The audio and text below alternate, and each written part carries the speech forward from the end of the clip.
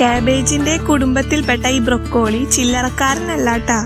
വേവിക്കാതെയും വേവിച്ചൊക്കെ കഴിക്കാൻ പറ്റിയ ഇത് വെച്ച് നമുക്കിന്നൊരു സിമ്പിൾ കറി ഉണ്ടാക്കാം. അതിനായി ബ്രൊക്കോളി ചെറിയ കഷ്ണങ്ങളാക്കിയതിന് ശേഷം സബോള, പച്ചമുളക് എന്നിവ കഴുകി അരിഞ്ഞ് വഴറ്റാൻ വെക്കുക ചെയ്യേണ്ടത്. ആവശ്യത്തിന് ഉപ്പിടാൻ മറക്കല്ലേ.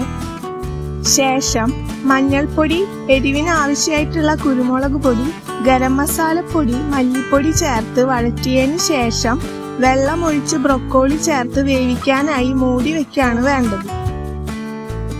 5 മിനിറ്റ് അടപ്പ് വെച്ച് മൂടി വെച്ചാൽ തന്നെ ബ്രൊക്കോളി നന്നായി വെന്ത് കിട്ടും. നല്ല ടേസ്റ്റി ആൻഡ് ഹെൽത്തി റെസിപ്പിയാണ് ട്ടോ ഇത്.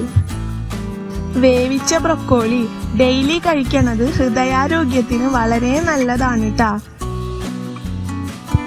മാത്രല്ല എല്ലുകളുടെ ആരോഗ്യത്തിനും സന്ധിവാതം, ഓസ്റ്റിയോപോറോസിസ് പോലുള്ള അസുഖങ്ങൾക്കും ഇത് വളരെ നല്ലതാണ്. Vitamin A, D, E, K കൂടാതെ B12, B6, നിയാസിൻ തുടങ്ങി പോഷകങ്ങളാൽ സമ്പുഷ്ടമാണ് ഈ പച്ചക്കറി. ഇമ്മ്യൂണിറ്റി, വെയിറ്റ് ലോസ്, ബ്രെയിൻ ഹെൽത്തിനൊക്കെ ഇത് നല്ലൊരു ഓപ്ഷനാണ് ട്ടോ.